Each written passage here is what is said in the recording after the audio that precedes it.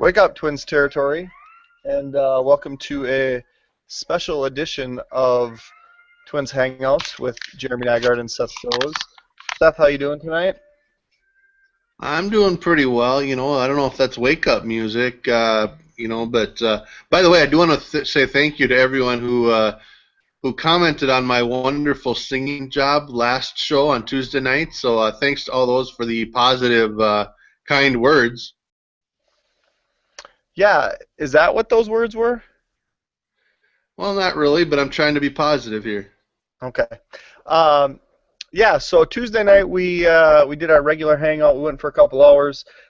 We turned our cameras off to help with the audio, and we did get some feedback that people liked, preferred the video. I think we both prefer the video, but most of what we heard and what was uploaded on iTunes, the audio was much better. So we're going to give that another shot tonight and see how that goes. Um, Obviously, leave us as much feedback as you can so we can, make informed decisions because what we hear seems fine. Um, but what we're going to do tonight is we're going to just recap what happened today. We're not going to go for 2 hours. I don't even know if we'll go for a full 1 hour. But let's We'll just see. let's just talk a little bit through today's news. Now, I think we all were really hoping that the Twins were going to make a number of moves. They were going to move expiring contracts, older players, whatever the case is, for stud prospects. And I think realistically, we knew that wasn't going to happen. But guys that were kind of on the bubble coming into today included Josh Willingham, Kevin Correa, Sam Fuld, Kurt Suzuki, potentially Brian Dunsing, guys like that. And we both projected or predicted on Tuesday night that we didn't expect the Twins to make multiple moves in July. And it turned out that the first shoe to kind of drop today was John Lester to the A's. And that happened relatively early. It was before 9 a.m. our time. And within, I would say, a half hour of that, the A's made a second move to acquire an outfielder to pair with Johnny Gomes because they traded Yoenis Cespedes, and that outfielder was Sam Fuld.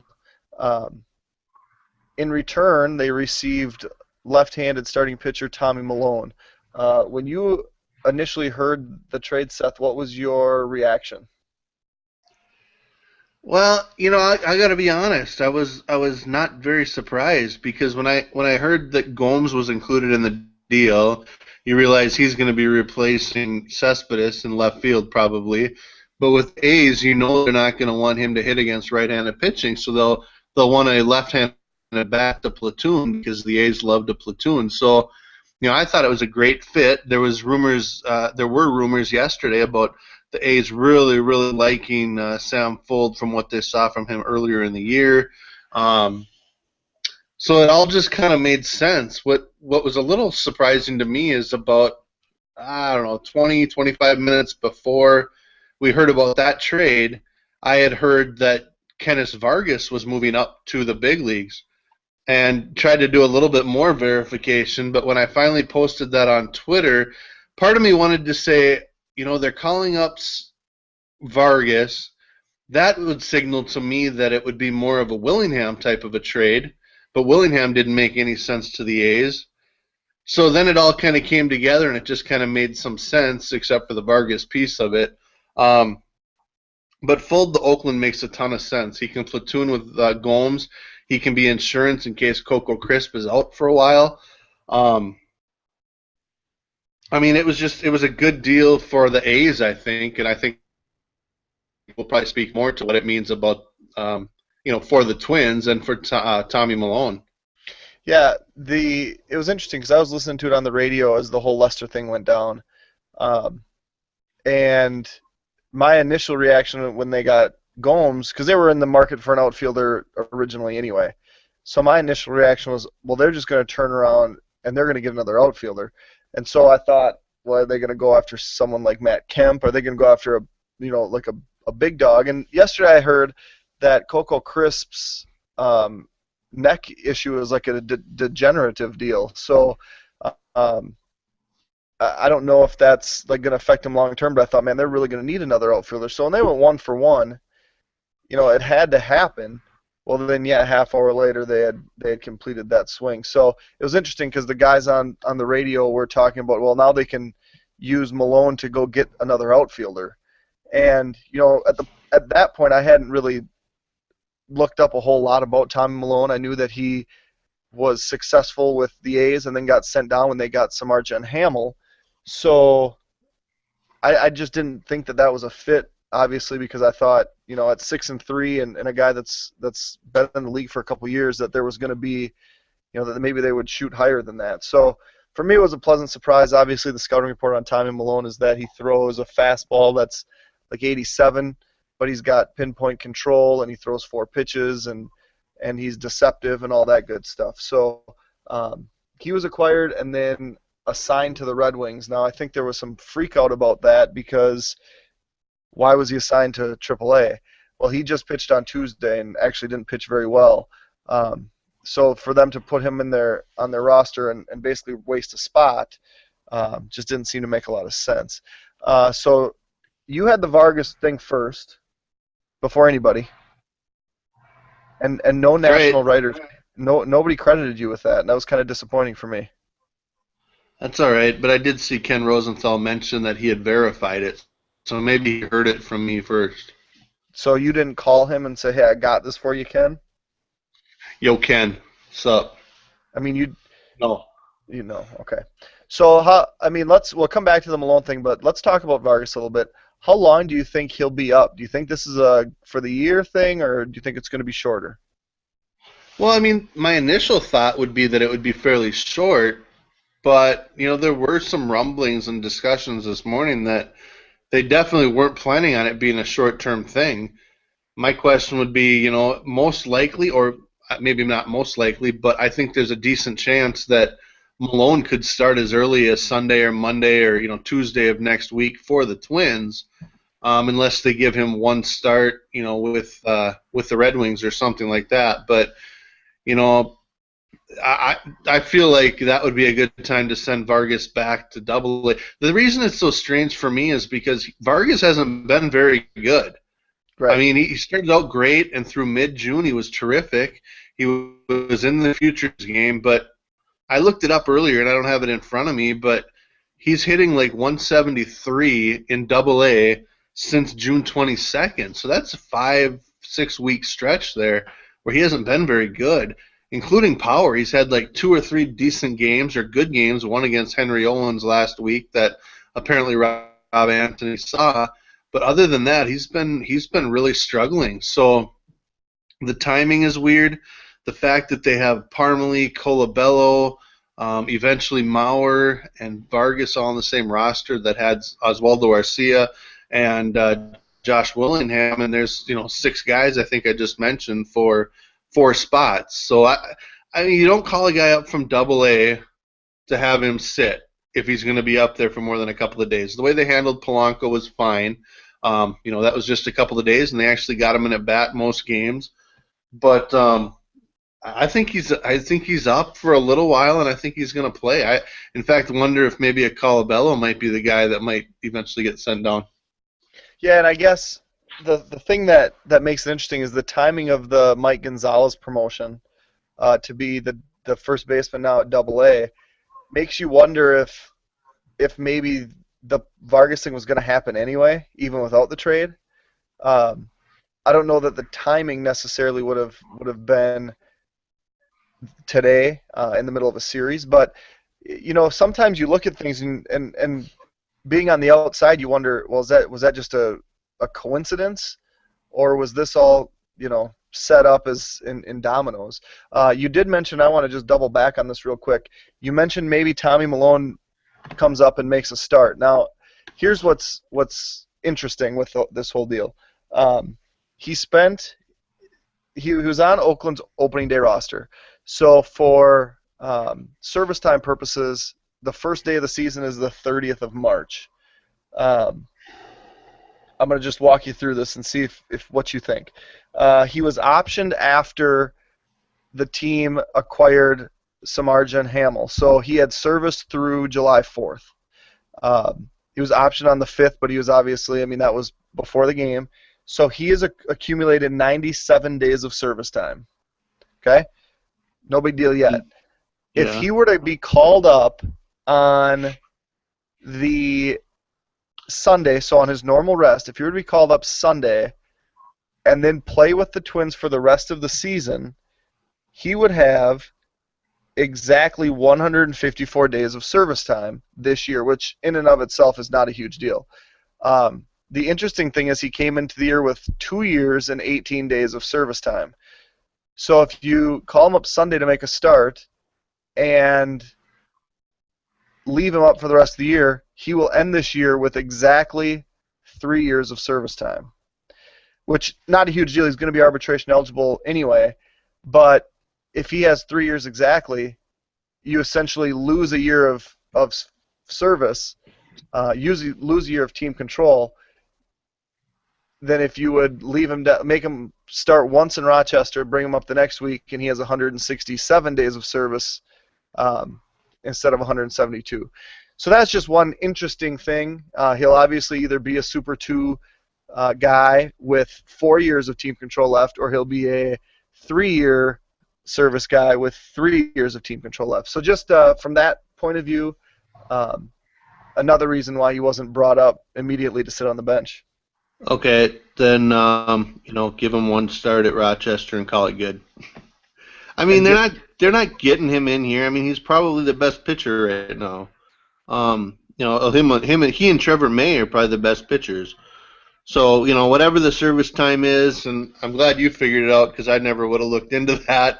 I mean, it makes a difference, I guess, from a business perspective, and that's worth considering. So, I mean, without knowing that, I'd say he could start as early as Sunday, but because of that, I see no reason. And his numbers, if you look at his numbers pitching in Sacramento for the AAA team with of the A's, remember this is the Pacific Coast League, so like you and I could hit 300 there, but right now he's 1-1 with a 6.43 ERA in 21 innings. I mean, he's just getting crushed over there. He's given up like 28 hits and 9 walks with 17 strikeouts.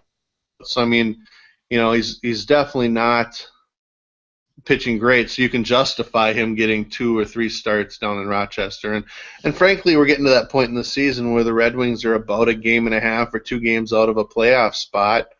You start saying, okay, a lot of those guys that aren't going to have big league aspirations this year are, playing for a playoff spot, and there's a handful of them that are playing to get up to the big leagues and playing for a big league spot. So you got to kind of weigh some of that, but they didn't bring Tommy Malone over to have him sit. So right.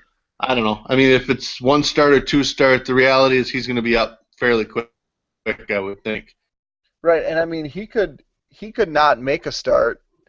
He started Tuesday. You give him 5 days of rest. He could come up Monday. I don't even know if the Twins have a game Monday, but he could come up Monday and start without ever playing at Rochester, and he would be then 1 day short, and you would regain that year of service time or that year of team control. So, I mean, if he comes up, I guess my thing is if the Twins were to recall him to make a start on Sunday, that would be a very irresponsible move. Now, I guess my numbers, they're not confirmed by any, big-time source. That's just my understanding of how things work. But if it comes down to the end of the year and he has exactly 3 years, then it's an irresponsible move. Even though, like you said, he might be the best guy the Twins could put on the hill right now. Yeah, I mean, I'm sure that doesn't factor in, and it probably won't factor in because the reality is Malone's a guy that throws 86, 87, 88 miles an hour, and as much as his numbers have looked really good out in Oakland, he was pitching in a big ballpark with huge foul territory, and I'm curious how that plays if he comes to Minnesota and doesn't have to face the Twins. I mean, I think he's done real well in his career against the Twins, so I'm curious how he'll do in Target Field and other places against teams that aren't the Twins offense. I mean, even if he's at 3 years going into next year, you can't necessarily say that he's probably not a guy that's going to make a ton of money. The reason I like this, I mean, there's no real upside upside in Tommy Malone. He's a back of the rotation starter, maybe a long reliever, sixth, seventh starter. He's one of what they have already. But the fact that you could get a guy like that who's under team control for as long as you're saying, for a guy that you picked up for free like 2 months ago, is a coup. I mean, that's incredible. You and I talked on Tuesday night about, they're not going to get anything. And I think your point was, and I think we both agreed in the sense that I think you listen on him, and if you can get something that you feel is decent, even a C prospect, you go after it. And I think your point was, you know what, he's got time. Sam Fold's got time. He can be a fourth outfielder. You think he would have stayed on the 40-man roster, things like that. But at the end of the day, I don't think we would have, either one of us would have just given Sam Fold away. But to be able to get a guy that's, in his career with the A's, he's 31 and 22 with an ERA of 3.8. So that's pretty good, and that's a great return. The only reason, as you said earlier, that he was in AAA with the A's is because they acquired Samardzija and Jason Hamill, and already had Sonny Gray and Scott Kazmir, and is it Jesse Chavez in their rotation, and now they've added Lester. It's no wonder why a guy that's done as much as Tommy Malone has in the big leagues asked for a trade right after that Samardzija deal. I mean, I don't blame him. So to me, I mean, it's a great trade. I'm not saying the upside on Malone is really exciting. I mean, he profiles like Andrew Elvers, but he's got some track record that makes you believe that he can be okay. Right, and I guess for me, if he was coming from the National League, it wouldn't excite me at all. But having done it in the American League West, where you're playing, teams that are traditionally pretty good, the Angels and the Rangers, who aren't great this year, but he was up all of 2013, or all of 2012, most of 2013, and then half of 2014. So, I mean, there's some longevity in his career, even though he's a young guy, youngish. I mean, at 27, but he's had success. And a guy like Scott Diamond, who hadn't really had the success, that had one good year, being good for parts of 3 seasons suggests that he's a little, there's a little more track record and a little more potential for him to continue to be good. Hey, I got a couple of interesting quotes for you, and these are pretty recent. These were tweeted by Mike Berardino of the Pioneer Press. A quote from Rob Antony about Josh Willingham: "There was some interest, there were some calls. We weren't going to give him away. There was no salary dump." What do you make of that? Well, I'll say this. I mean, and again, going back to the whole Vargas thing, I thought maybe there would be an opportunity for them to trade Willingham. I said this several places, and I would say that Anthony's being honest there. There were probably calls on Willingham. That said, the Yankees were one team that was interested, and they chose to give up Peter O'Brien to get Martin Prado, who is light years better than what Willingham is. Seattle was another team that was interested, allegedly. They went out and got Chris Denorfia and who was the other one? Austin Jackson, to go along with Kendry Morales that they already got from the Twins. So I think Seattle may have been interested to some degree, but they got better options. So who's left? So my guess is by the end of the day at the trade deadline, yeah, they may have taken some calls, but I can't imagine that the Twins would have turned down a whole lot. I mean, it wouldn't have had to be a big offer, I don't think, personal opinion, for them to trade him. And I do agree. I don't think money has anything to do with this. I think they'd have been willing to pay some of the salary to get a decent prospect. But the report and what we've seen all year and a lot of last year is Willingham's been hurt a lot, and he hasn't looked like he's got a real quick bat when he is in the lineup. Hopefully, and I said this on a radio show tonight too, hopefully he can have the kind of hot streak for a few weeks here in August that Justin Morneau had last year, and you can get a similar return to what you got from Morneau from the Pirates last year, which was Alex Presley and Duke Welker. It ended up, which turned into Chris Johnson. I mean, that was actually a pretty good return. I wouldn't expect to get that much for Willingham. Yeah, but I guess my thing is Willingham's done with the Twins after this year. So yep. even if you have to pay his salary and get rid of him and get a I'm not going to say a non-prospect, but a guy that's not even very highly regarded. You clear that space to bring up potentially another younger guy, or if you want to get, when Mauer comes back, has Parmalee cemented his status in the offseason as a guy that you're going to keep on the 40 man, as a guy that you're going to outright lose? Colabello, where does he fit? I mean, it opens up another position of at bats. Vargas can DH. Pinto could DH.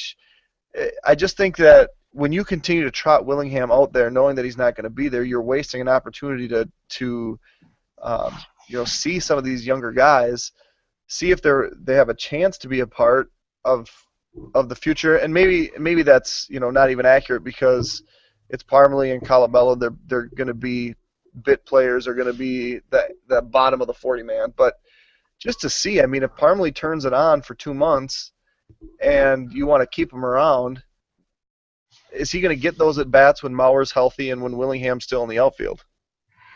I mean, you cross that bridge when it comes. The other thing you have to be careful about what actual quotes you get in the media and what you read and how you choose to interpret it. Because, I mean, honestly, what's Rob Anthony going to say when asked about Josh Willingham? Is he going to say to the media, which he knows is going to be in quotes, and Rob Anthony was part of the media relations group before he kind of moved up the ladder, he's smart enough not to say, yeah, we were just going to give him away. If we would have been offered even nobody, like a bucket of balls, we would have taken him. Well, they're not going to say that.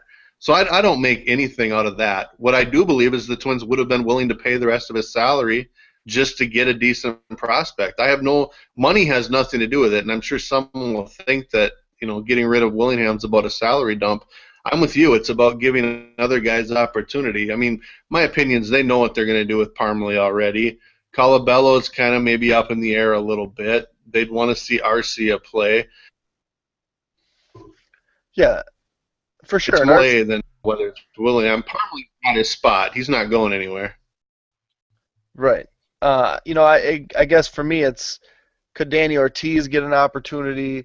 Could you give some of these minor league guys that you want to – and, for me, Ortiz is a guy that isn't going to be put on the 40 man, but is also a minor league free agent, just to give it a shot. And I don't know, maybe that's not how teams operate, but when you're going to lose 90 games again, there's no reason not to look at some of these other guys. And Willingham, right, he could be put on waivers tomorrow morning, clear by the 3rd, and the Twins basically have all month to do what they were going to do with him anyway. And right, and that's part of the overreaction, is we overreact so much to not trading a guy like Willingham and not trading a guy like Correa, but those aren't the guys you're going to go get in July.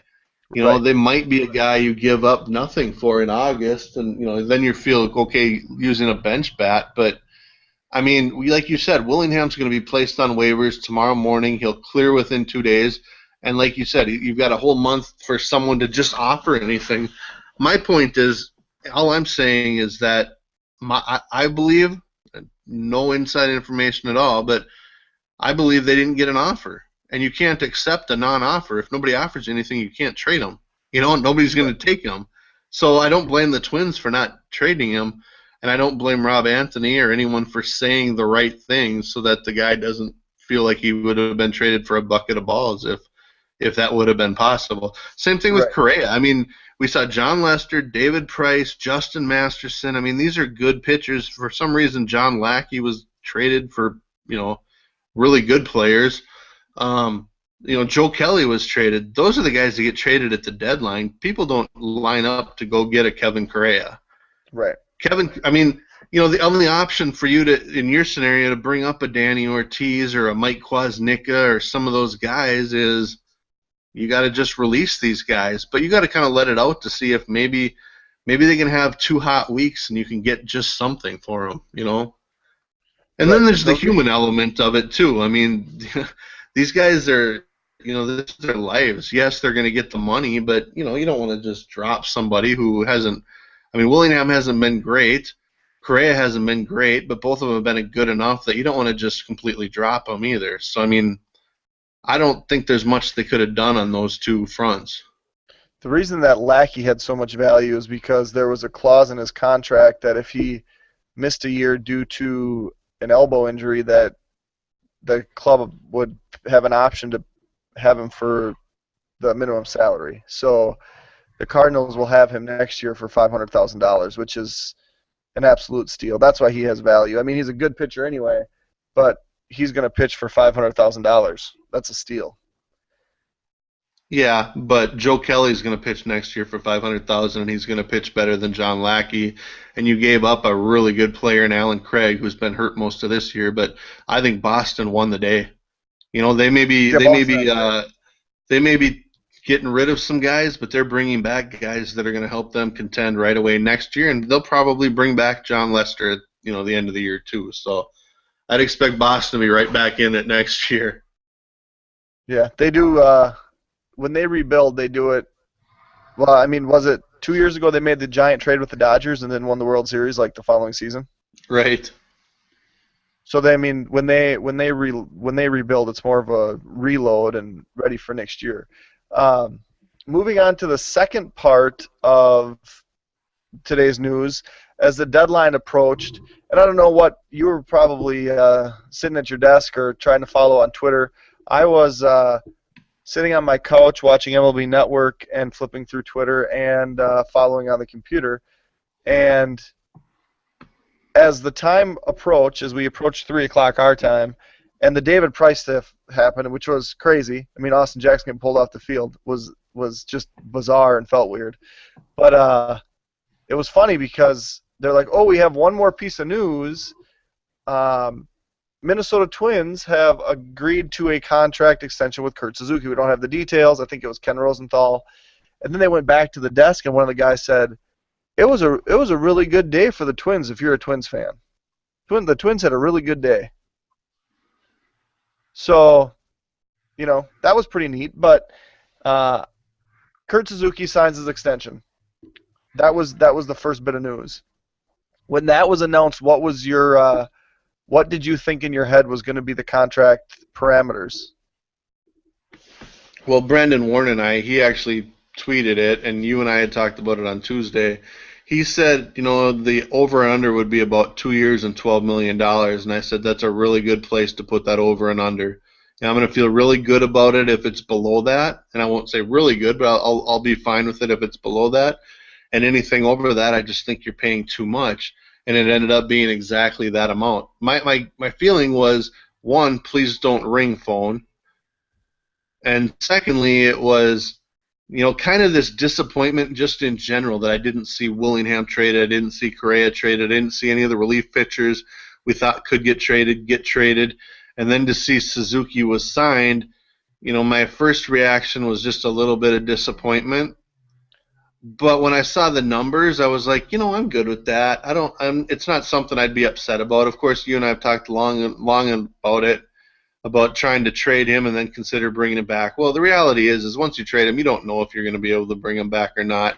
He would have signed for more in the offseason, I'm sure.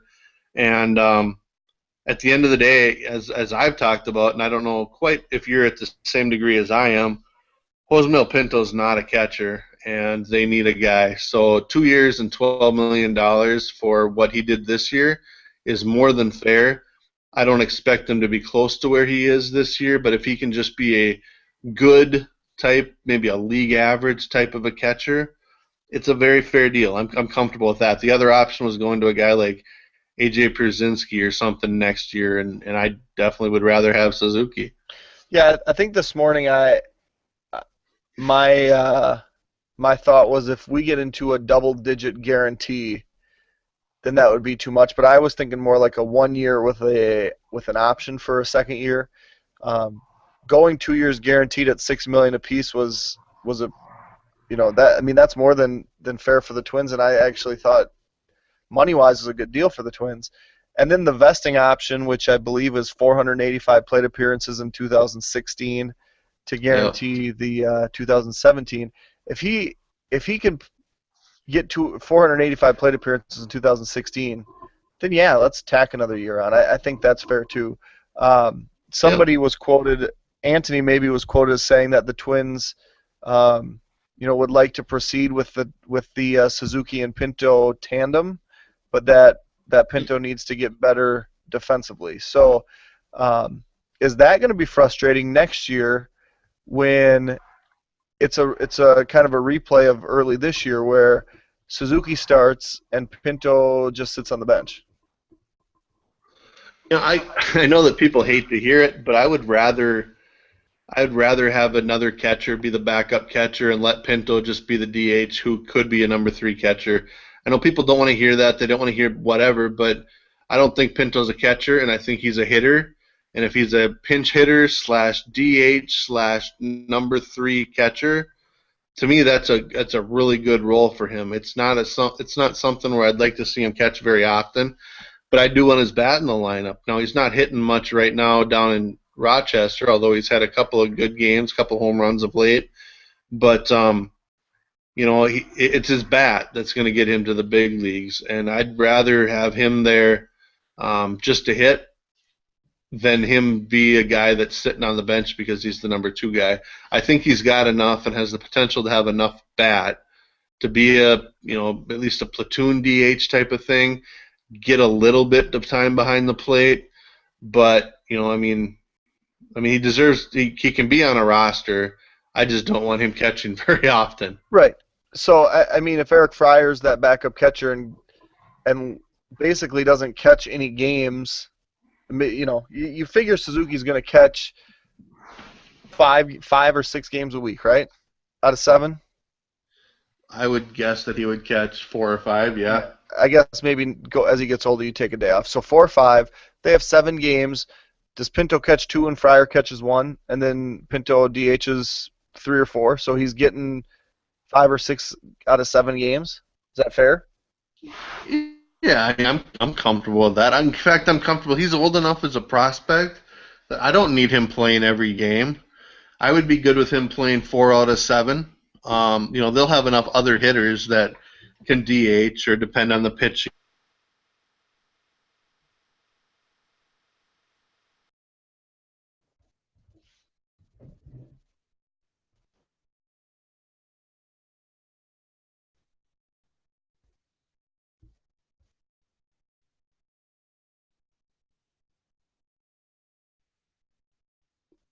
Seth, are you still there?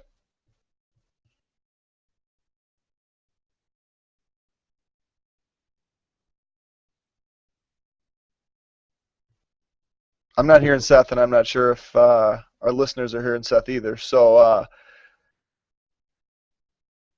let's just move forward here. Talk about some of the other trades of the day. Obviously, the big one was the David Price deal, and he went from Tampa Bay to Detroit, which is an interesting deal for the Tigers. Tampa Bay, in return, then got Nick Franklin from Seattle and Drew Smiley from Detroit. There was also a low-level shortstop that went back to Tampa Bay. So an interesting deal. Maybe Tampa Bay didn't get as much as they could have or should have, depending on who you talk to. And then the other part of that trade, obviously, was Austin Jackson going from Detroit to Seattle. Seth just sent me a text that he lost his connection.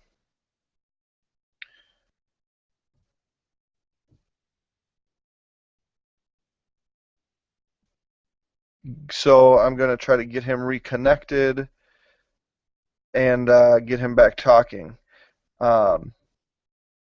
The other moves of the day, obviously, there was a number of bit players moved, and I don't think we really need to go into them. The most recent news in Twins land was the earlier, not necessarily announcement, but news that Matt Batts, who started the year in the Gulf Coast League after he was drafted this year in the 17th round, was promoted first to E-Town, where he pitched a little bit, and now is making the move up to the Midwest League tomorrow.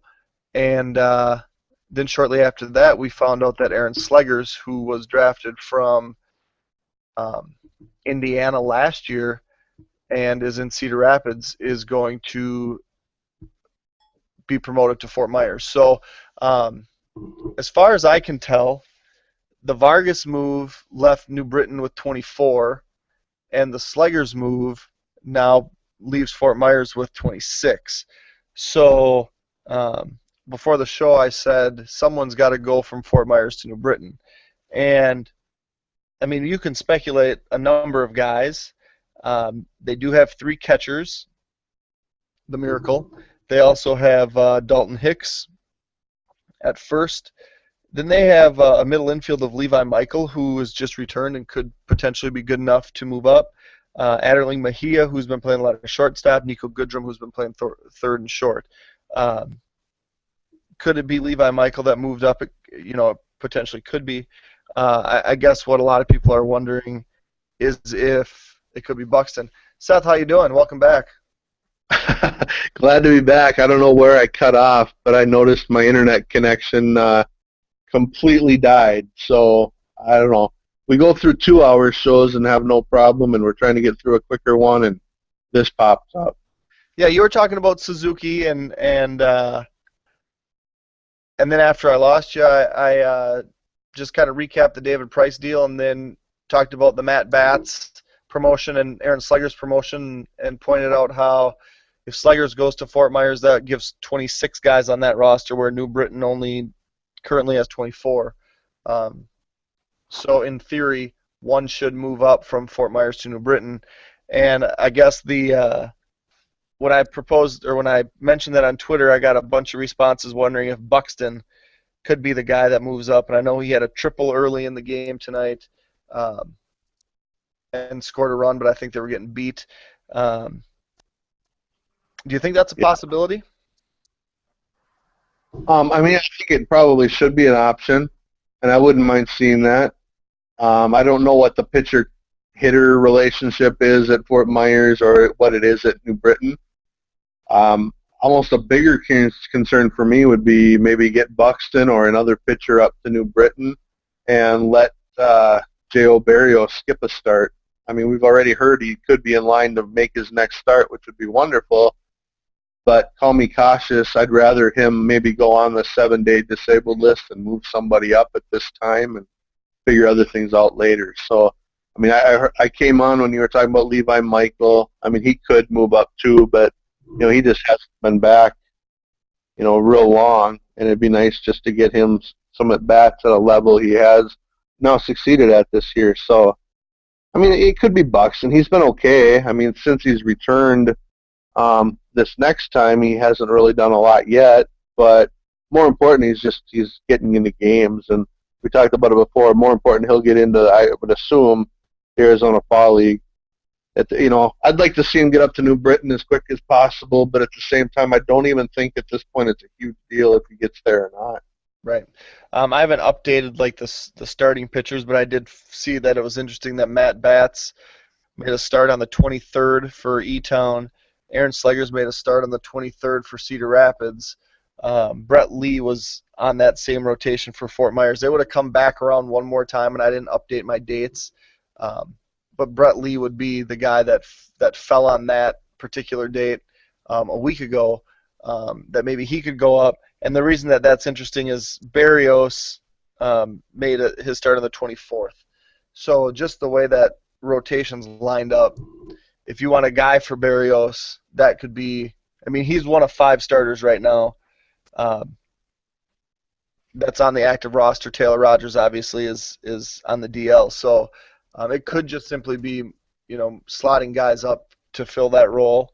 I mean, Brett Lee 8-2 with a 1.75 ERA in Fort Myers, and now he's got some innings under his belt. So I would have no problem with him moving up to New Britain. I think he's kind of earned that. By the way, I mentioned this. Congratulations to you. First of all, Mitch Garver with his 15th home run, but congratulations to Max Murphy, who tonight hit his first home run with the Cedar Rapids Colonels. So I'm pretty sure you're excited about that. Yeah, you can't hold him down.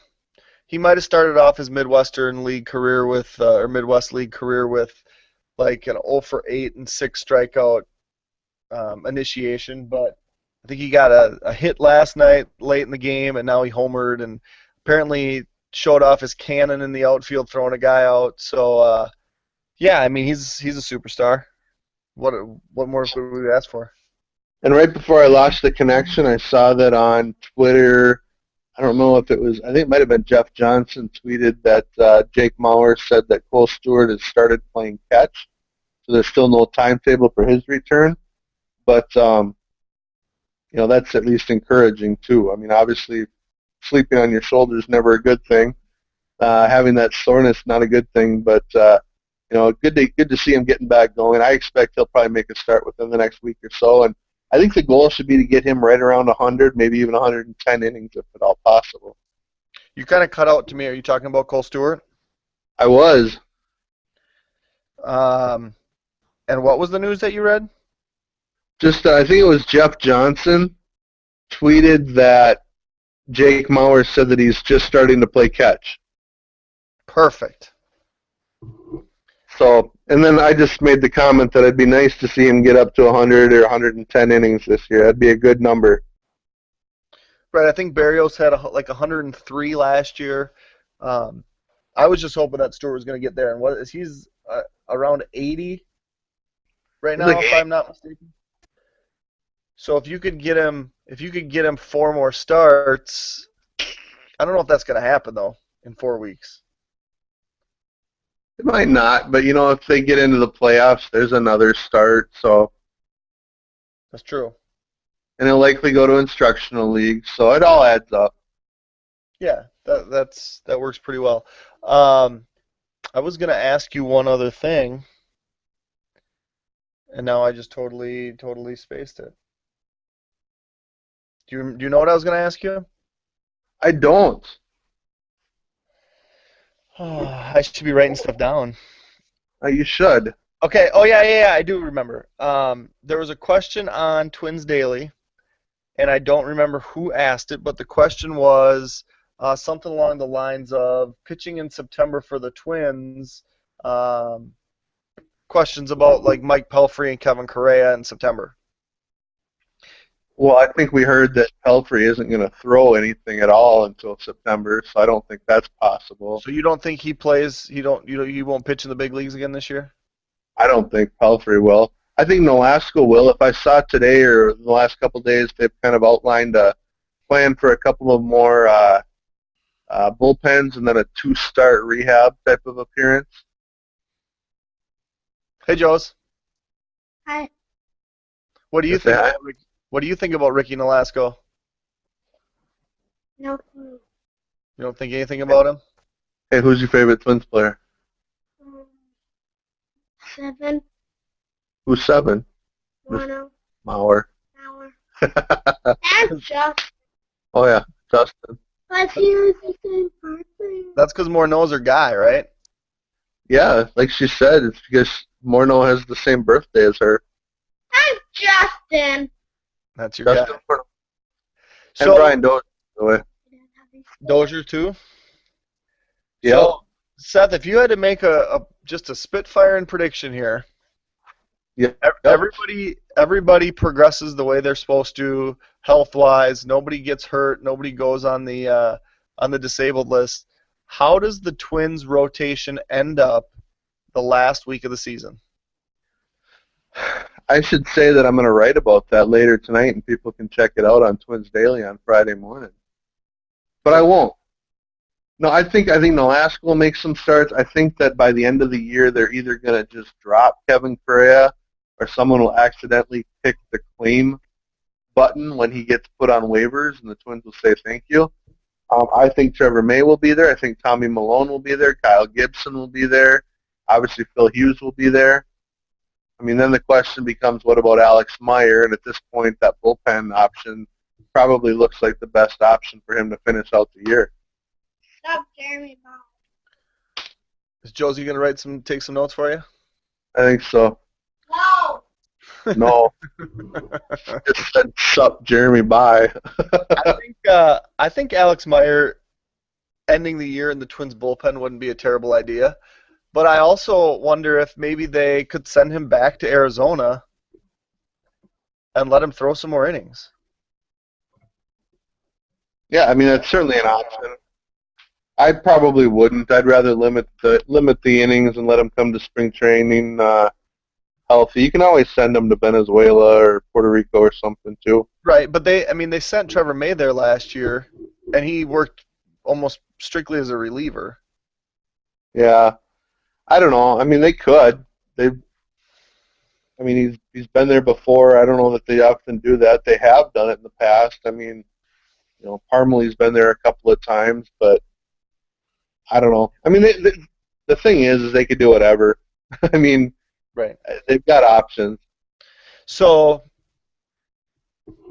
we'll obviously talk more about this moving forward, but in the month of August, which begins tomorrow and ends at the end of August, the Twins could move any of these players through the waiver trade period. So a guy would have to clear waivers to be moved to any team, or if he gets claimed by the team, they could assign him the contract or trade him to that team. Right. How many of the Twins players, how many guys do you think they move in August? Honestly, I think the options would be Willingham, Correa, and probably Burton. And I say that because guys like Dunsing and Fien would get claimed, and the Twins would and should ask for the world for those two since they have time remaining. So I think it comes down to Burton. Are there others in the bullpen? Maybe potentially Swarzak could be available. But I don't actually envision a whole lot. I mean, if anyone, as I talked about earlier, if anyone's interested in Willingham or Correa, they can pretty much just have them. Right. That's my thought. And Burton might be in that same boat.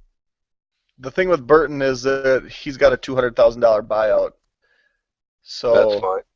That makes it kind of sticky. I mean, the Twins would have to agree to pay it or, whatever the case is. I don't even hesitate. Right.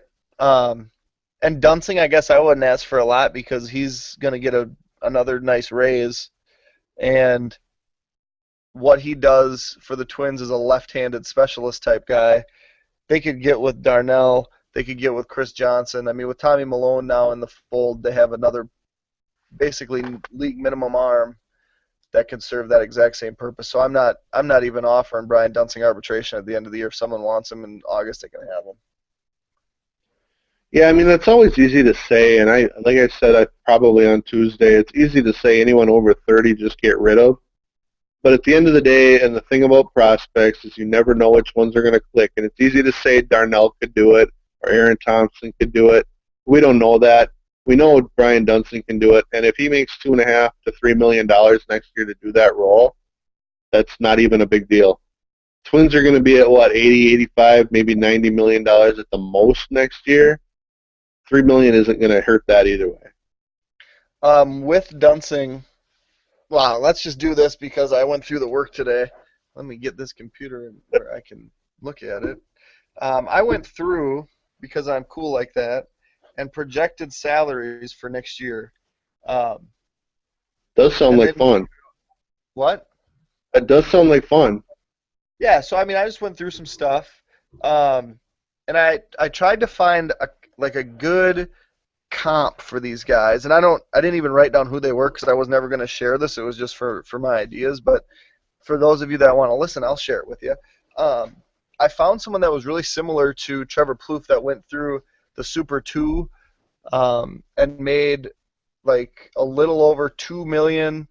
And then in his next year arbitration, I don't even remember who the guy was. I wish I would have written it down. But the guy had went from like 2.5, and Plouffe said 2.2 or 2.35. Dude went from like 2.5 to 5.4. So, I mean, Plouffe could stand to basically get a $3 million raise. I don't know if that's accurate. I don't know how close that'll be, but that was just the number that I plugged in. Brian Dunsing I had moving up to 3.2. Swarzak I had moving up to 1.335.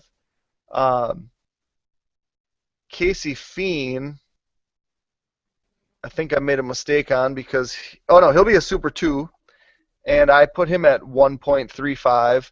Found a guy that was really similar, no saves, but had very similar stats and was a Super 2. Eduardo Escobar had him at $750,000, and Eduardo Nunez I have in his arbitration one season $1 million. Then I just went through and made some educated guesses on the guys that are below 3, and basically I came up with a team salary with 25 guys, included Pelfrey and Nolasco and Mauer. It was like $79.6 million. So they definitely have money to play around. For sure. And I don't know who they'll pursue. I mean, obviously Lester's going to be a free agent. Scherzer's going to be a free agent, and he's not going to re-sign with the Tigers now with Price there. Johnny Cueto's going to be a free agent. I like Johnny Cueto. And I want to say there's one more that I'm missing, but I could be wrong.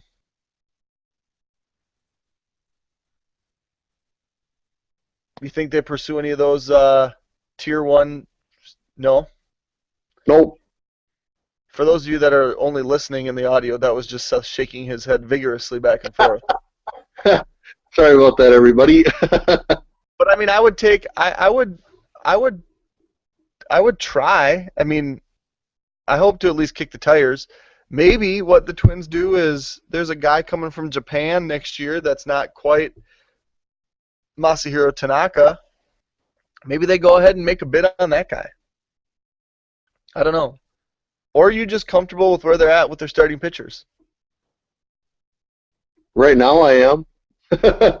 I don't know. I'm far enough into it that it's like I'll just try to figure out what's going to happen in August, and then see where you're at. We got a lot to do before we get there because we got to get through the season.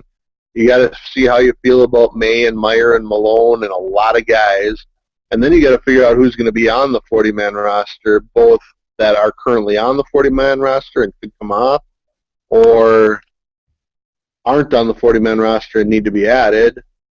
And then you can, then I'd figure out, we know who the free agents are. I think, and people don't like it, but I hate when teams sign.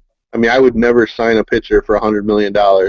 Lester's going to get that. Scherzer's going to get that plus probably 50%. Cueto's probably going to get $6 million. There's 6 years, $120 million at least.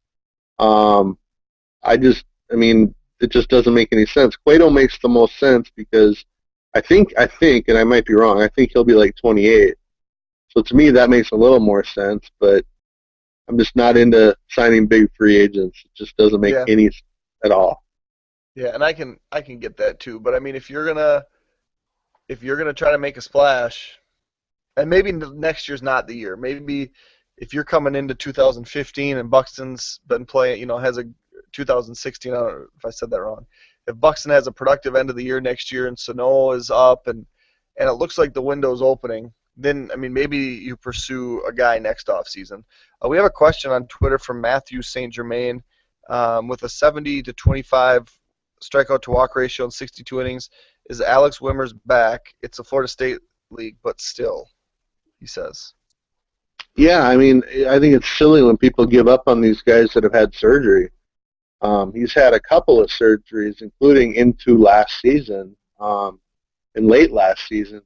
So, he struggled as a starter, but he's done very well as a relief pitcher. Now he's up to Double-A, and he's doing well as a relief pitcher. Let's get him through this year. I wouldn't be at all surprised if next year they start him at Double-A as a starter again, and just see where it goes. He's clearly got a ton of talent. That's why he's a first-round pick. Maybe he can someday be a fourth or fifth starter, and if not, he can be a long reliever or, failed starters become anything once you get into the bullpen. Do you think there's a chance the Twins throw him on the 40-man or not? I'd still be surprised. I think if he went to the Arizona Fall League and had a really good performance in the Fall League, I think there would be a chance. Yeah, I think you're right on that. I just felt. If you just are joining us or flipping over from the Twins game, they left Kenneth Vargas on the on-deck circle to end the game and lost their second in a row to the Royals. I don't know if Seth is still with us or not. I might just have no battery on my phone and no internet on my computer. Okay. So we're gonna call it an evening. On that note, You ready to call it an evening, Seth? oh, totally. Yeah, we'll be back Tuesday on our regular scheduled time, regular bat channel, and we'll go from there. This will be uploaded on iTunes, so if you missed an earlier portion or want to listen again, definitely do that. Um, leave us feedback on Twins Daily or Twitter or the iTunes page or even on the YouTube page. All of that is definitely good. We like to get any sort of feedback. So thanks for joining us on this Thursday night on our special edition of Twins Hangouts, and we will see you next Tuesday night. So long.